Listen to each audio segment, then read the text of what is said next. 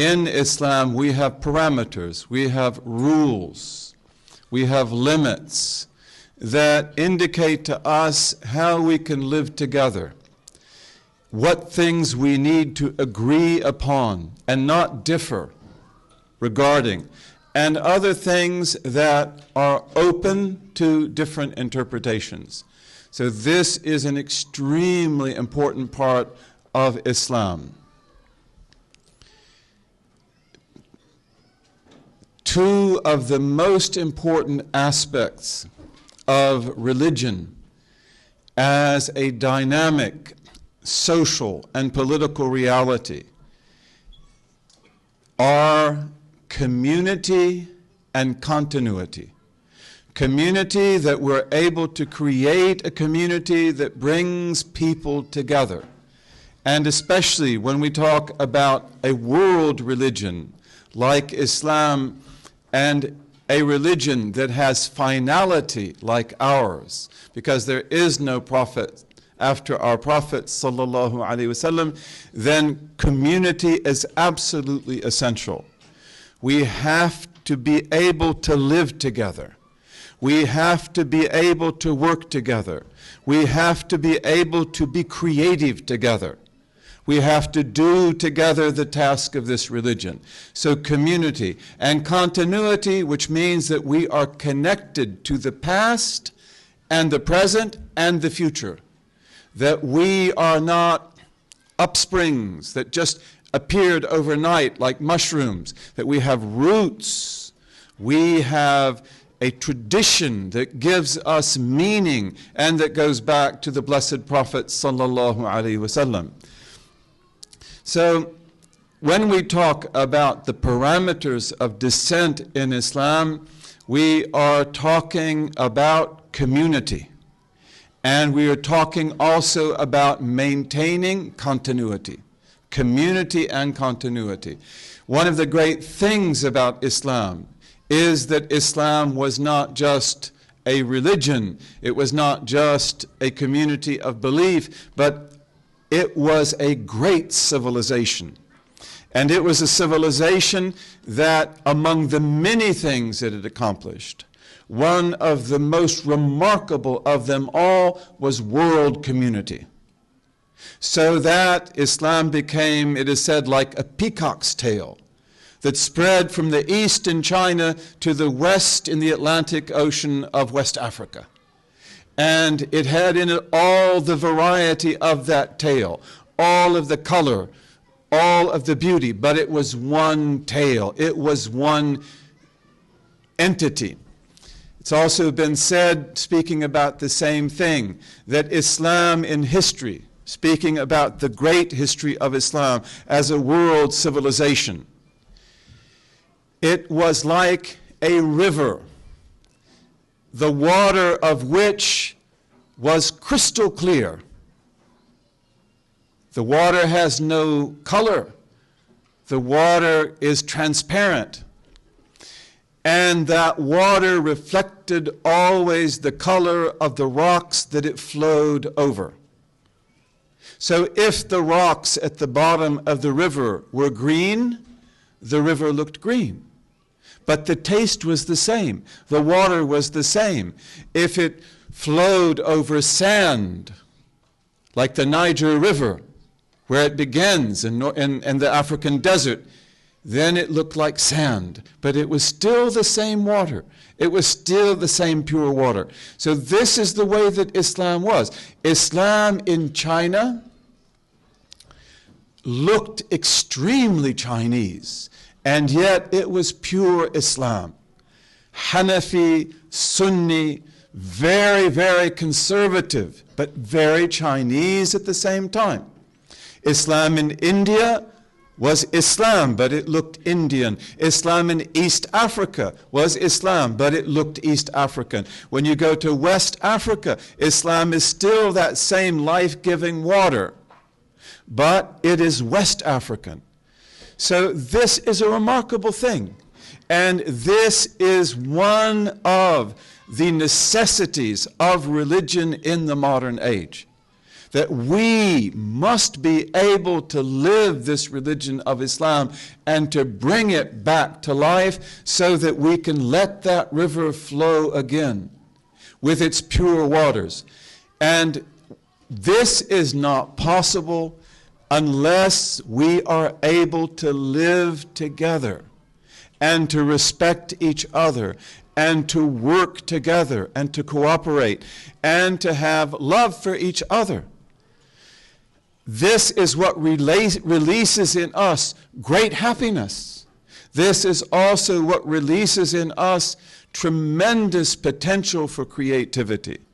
So the parameters of dissent are absolutely critical to the health of that river, to the reality of that river.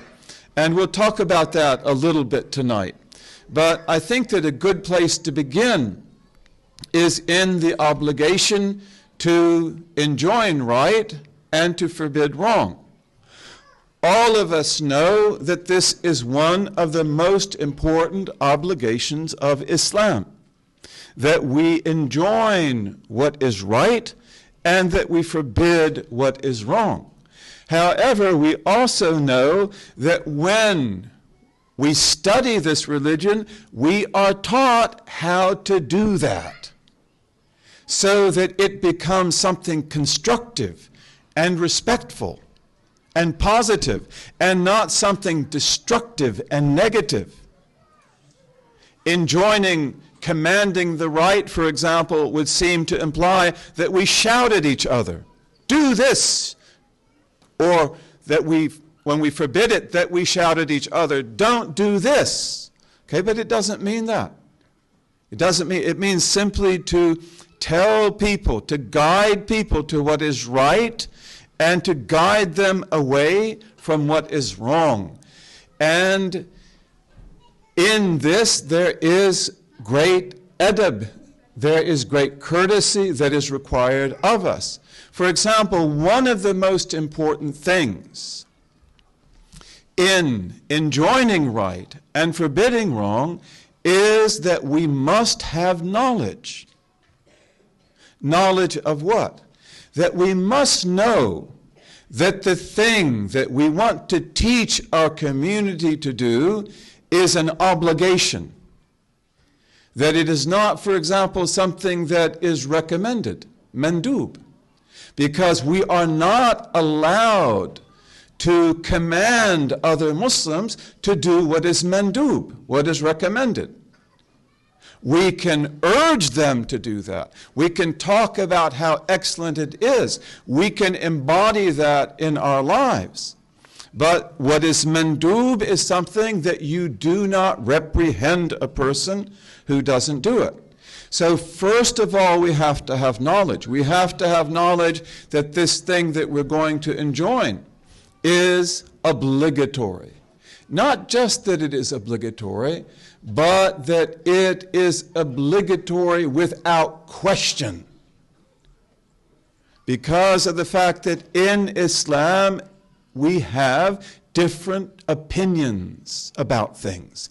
And those different opinions about things are based in the very nature of Islamic law. So therefore, when we enjoin something that is right, we have to know that it is a matter of obligation about which there is no difference of opinion. So it's not just a Shafi'i opinion, or a Hanafi opinion, or a Maliki opinion, or a Hanbali opinion, or someone else's opinion. It is a matter of consensus. In other words, it pertains to that aspect of the religion which we call qat'i. That aspect of the religion which is absolutely solid ground that everyone agrees on. It is not allowed for me to enjoin a community to do something which would be obligatory for me because I follow Imam Malik if, for example, Imam Abu Hanifa doesn't hold the same opinion, and Imam Shafi'i doesn't hold it either, or Imam Ahmad. So therefore you have to have knowledge. And many times when we attempt to enjoin right or to forbid wrong, we cause great trouble in the community because the thing that we are insisting upon is our own opinion. It is our own custom. It is something that we are acquainted with. And we think everybody should do it, but we don't know. Okay? And then also when it comes to forbidding wrong, again, we don't shout at people about that. But here we have to know that the thing that is wrong is really wrong. And that means, again, that it is haram, not that it is makruh. Because there are many things in Islam, as you know, which are makruh. They are reprehensible. They are disliked, but we don't say anything about them. We don't blame a person because he or she is doing something which is makruh. We can't do that. We can pray for them. We can also use wisdom to get them to do something better. But here we don't do forbidding what is wrong because this is not haram, this is makruh. So we have to have knowledge.